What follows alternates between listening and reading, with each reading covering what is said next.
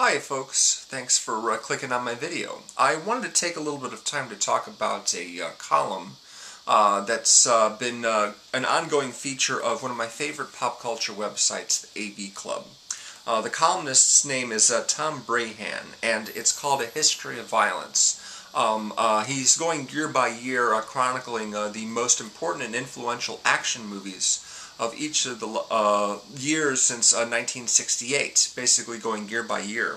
I have my own little history with action movies. I was openly disdainful when I was younger of some of the sort of musclehead movies of the 80s starring Stallone and Schwarzenegger, but eventually I caught a few favorites and watched pretty much any action movie that managed to hit theaters throughout the 90s. I pretty much saw all of them. Maybe I skipped a couple of the Steven Seagal movies, maybe Van Damme as well, had a couple that I missed out on, but for the most part I tried to see each of them, barring the ones that went straight to video or cable.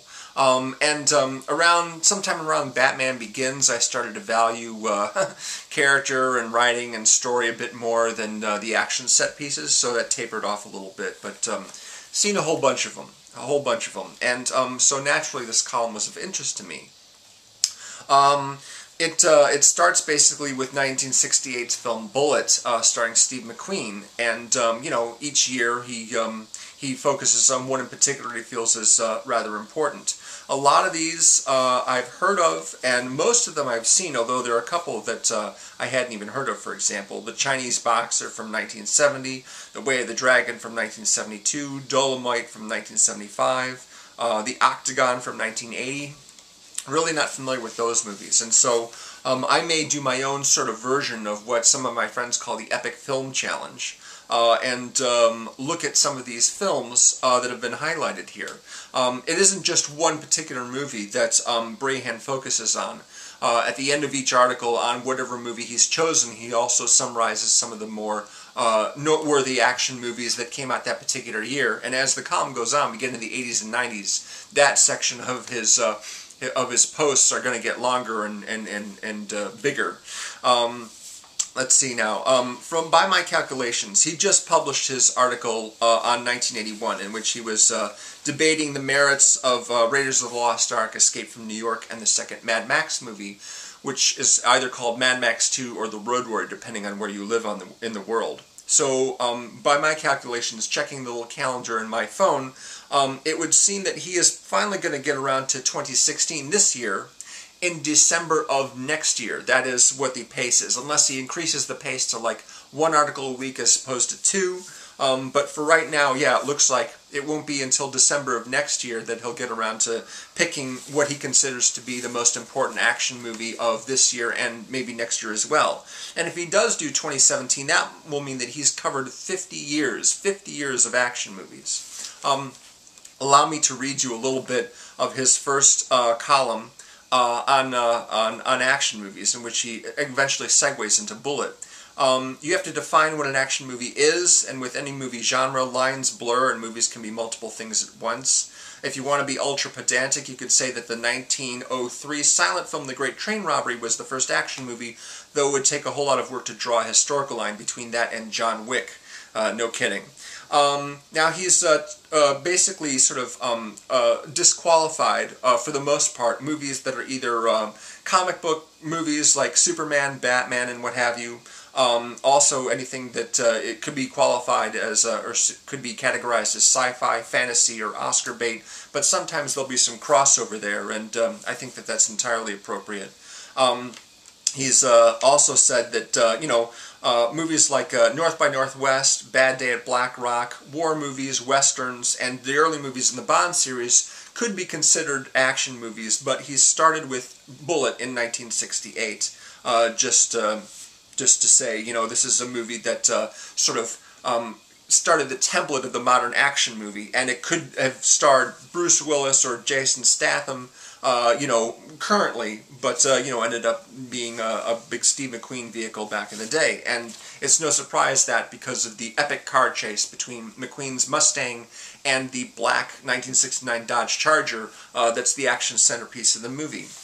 So anyway, When he started it, I thought I might make my own little predictions on the kinds of movies that he's going to focus on, and which he might pick as his choices in each year. Now, a lot of these years, I'm not really up on my history of action movies. I had to sort of go to IMDb, but there are a few that really sort of stood out to me. For example, 1985, Rambo: First Blood Part 2, 87, Lethal Weapon, 88, Die Hard, 89, John Woo's film The Killer, the one that got him attention in Hollywood before he started making American movies. 91 I wasn't really sure about. Of course we had Terminator 2, but that's really a science fiction movie. He might pick that one, but he might instead end up going with Point Break, the Catherine Bigelow film. Don't know about that one. 92, probably either The Last of the Mohicans by Michael Mann or Robert Rodriguez's first movie, the ultra-low-budget El Mariachi. 93, The Fugitive. 94, Speed. 95, Heat by Michael Mann. 96, probably The Rock by Michael Bay.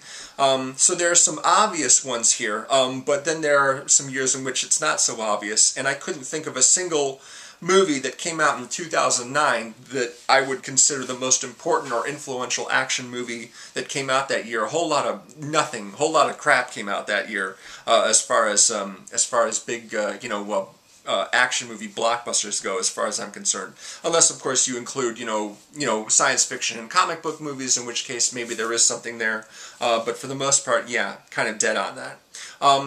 I think probably the movie that he's most likely to pick from last year, 2015, is going to be Mad Max Fury Road. That seems really obvious. But, we're only halfway through 2016 so far, and, 2017 is still kind of far out in the horizon, so who knows that he'll pick for that.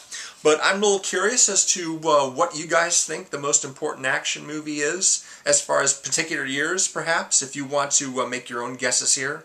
I will post my list of partial guesses in the description below, and of course I'll also post the link to the column, basically, in the description. Or if you're watching this on my Facebook page, it will be just below in my feed on my Scott CineRam page.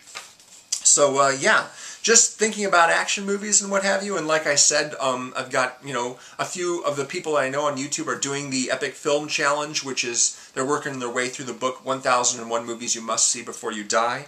And so perhaps next year, towards the end of this column, I might take a look, or at most, or all of these films, just as my own sort of little variation on the Epic Film Challenge, looking at these particular ones which this guy Breihan is spotlighted as the most important action movies of their particular year and the most influential on action movies and cinema in general.